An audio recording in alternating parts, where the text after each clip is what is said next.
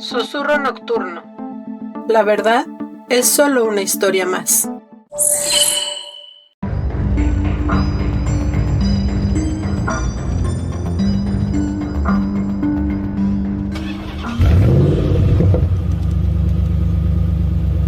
Capítulo 8. La soledad y la esperanza.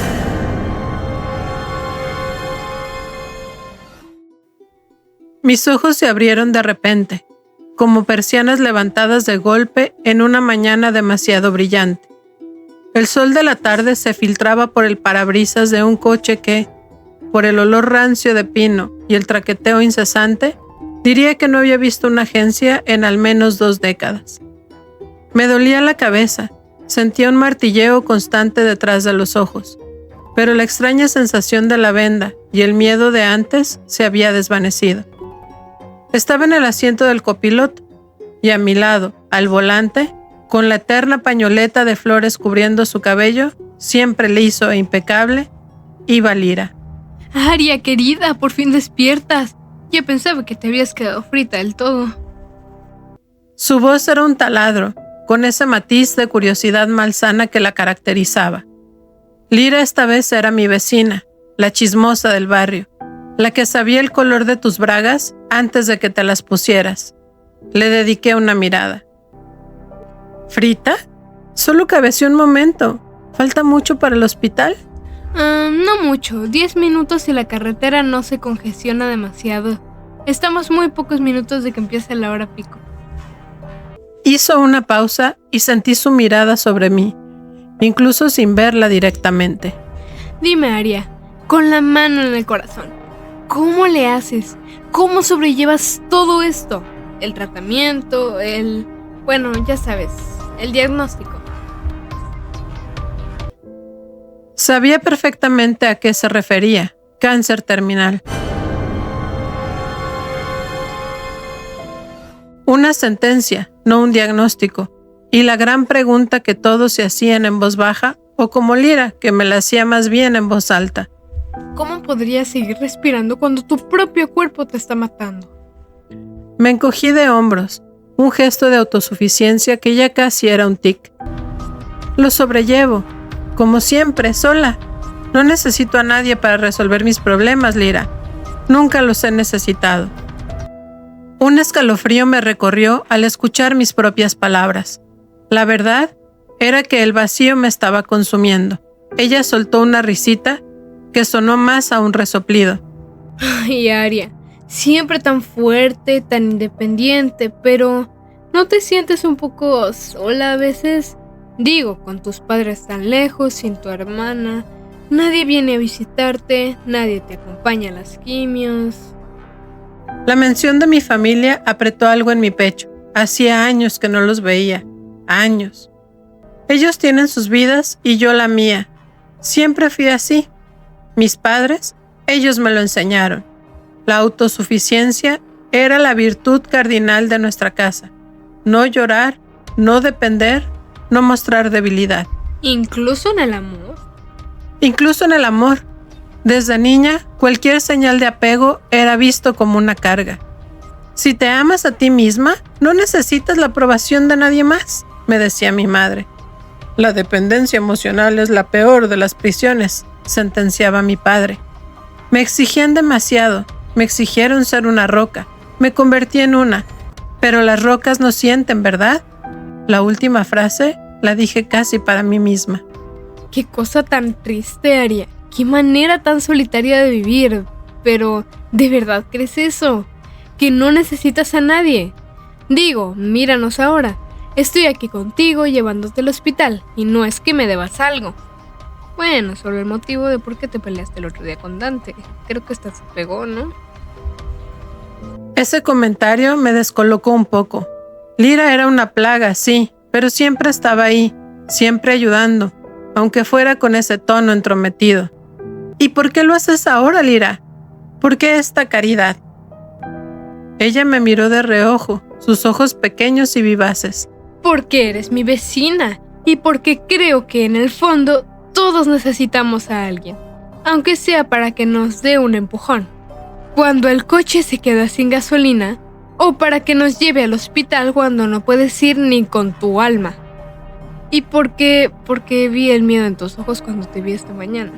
Antes de que te subieras al coche, ese miedo no miente. Ese miedo dice que quieres seguir viviendo. La palabra miedo resonó en mí. Miedo. Sí, lo sentía. Un miedo atroz a la nada, a la soledad de la muerte. Y Lira, con su nariz de sabueso y su chismorreo, lo había visto. Quiero... Las palabras se me atoraron en la garganta. La autosuficiencia, el caparazón que había construido durante años, se sentía de repente como una jaula. Quiero vivir, Lira, y quiero volver a ver a mi familia. Lira frunció el ceño. Hablando de familia, Aria, siempre me he preguntado, y perdona mi intromisión, pero ¿por qué te alejaste de tu hermana? Ella me lo ha contado en el supermercado. Alguna vez que nos hemos cruzado, que no la visitabas, que no le hablabas. Su voz ahora era más cautelosa, menos chismosa. El aire en el coche se volvió pesado. Mi hermana. El recuerdo de ella me trajo una ola de dolor y resentimiento. Eso es complicado, Lira. Hubo un problema con Dante. ¿Dante, tu esposo? Vaya, qué pequeña es la vida, ¿no? Espero que no te haya engañado con ella, ¿o sí? Lira sonaba genuinamente sorprendida. Tomé una respiración profunda. Esto era un abismo que nunca había querido cruzar con nadie. Ay, no, Lira, ¿cómo crees? Pero conoces a Dante. Le encantan las apuestas. Hace 5 años, cuando su vicio no era tan evidente y yo estaba demasiado enamorada, me dijo que mi hermana le había robado una gran cantidad de dinero, unas inversiones o algo así. Él estaba furioso. La acusó directamente. Dante es un gran manipulador a tal grado que le creí todo lo que me dijo, aun cuando mi hermana, con lágrimas en los ojos, trató de probar su inocencia. Dijo que Dante estaba envuelto en negocios turbios con casas de apuestas, que le estaban tendiendo una trampa. Mis padres le creyeron a mi hermana y la defendieron, pero yo le creí a Dante. Yo no quise ver más allá de lo que él me decía. Por eso me alejé de ellos, de mi hermana, de mis padres. Me sentí traicionada, ciega de rabia. Las palabras me salían atropelladas como si hubieran estado encerradas por demasiado tiempo. Lira se quedó en silencio por un momento. Solo el sonido del coche llenaba el espacio. Historia tan terrible, Aria. ¿Y nunca dudaste? ¿Nunca pensaste que tal vez, solo una vez, tu hermana decía la verdad? La pregunta me golpeó como un rayo. En el fondo, muy en el fondo, siempre había habido una pequeña semilla de duda, un eco de la voz suplicante de mi hermana. Pero la rabia, el dolor, la autosuficiencia forzada que me habían inculcado, había sofocado esa semilla. No quise dudar. Era más fácil creer en lo que Dante me decía. Era más fácil alejarme, levantar el muro. Y ahora quizás sea demasiado tarde para todo. La confesión me tomó por sorpresa. La había guardado bajo llave, bajo 7 candados durante tanto tiempo. Pero al decirlo en voz alta, sentí un torrente de emociones. El amor que creía enterrado por años de distancia y orgullo comenzaba a burbujear. Las imágenes de mis padres jóvenes riendo antes de que la exigencia los transformara en figuras distantes. La imagen de mi hermana, con la que había jugado en el jardín antes de que la vida nos separara por culpa de ese maldito traidor. Quería reconectar, quería verlos y abrazarlos de nuevo. Eso es un muy buen comienzo, Aria. Un muy buen comienzo. Nunca es tarde para la verdad, para el perdón, dijo Lira, y su sonrisa esta vez era genuina. Justo cuando Lira terminaba la frase, el coche de repente dio un bandazo, un chirrido de neumáticos, un claxon desesperado y el estampido sordo del metal contra el metal.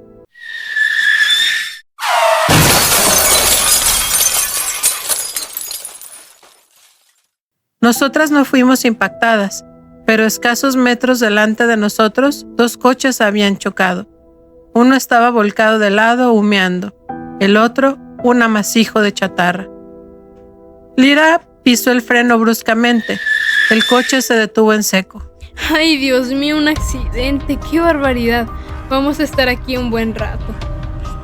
Miró el tráfico que ya se acumulaba detrás de nosotras. Para hacer la espera más llevadera, ¿quieres que ponga la radio? Hay una estación que pone unas baladas que te llegan al alma.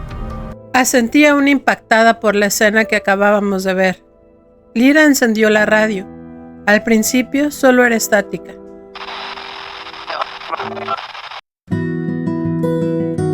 Luego, como por arte de magia, una melodía suave, llena de esperanza, llenó el pequeño habitáculo. La voz de la cantante era etérea, casi celestial, y la letra hablaba de segundas oportunidades, de nuevos comienzos, de volver a casa. La música me envolvió, suave como una manta. Las palabras de Lyra, el choque, la canción, todo se mezcló en mi mente. Las imágenes de mi vida pasaron como diapositivas. La niña solitaria en el parque, la adolescente que fingía que nada le afectaba, la mujer que había construido muros demasiado altos. Y ahora, ahí estaba, enferma, sola y por primera vez admitiendo que quería algo más. La música se hizo más fuerte. El sonido de la voz de la cantante se transformó. Ya no era la radio, era una voz conocida, una voz que venía de la nada y de todas partes al mismo tiempo. ¿Qué es lo que realmente quieres, Aria? La respuesta brotó de lo más profundo de mi ser, un anhelo que había estado dormido durante demasiado tiempo. Ojalá volviera a ser una niña y empezara todo de nuevo. Por un instante, cerré los ojos.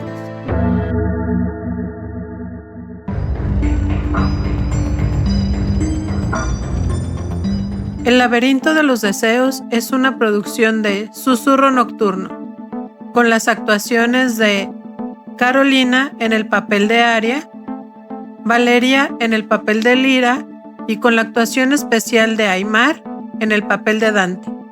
Gracias por escucharnos.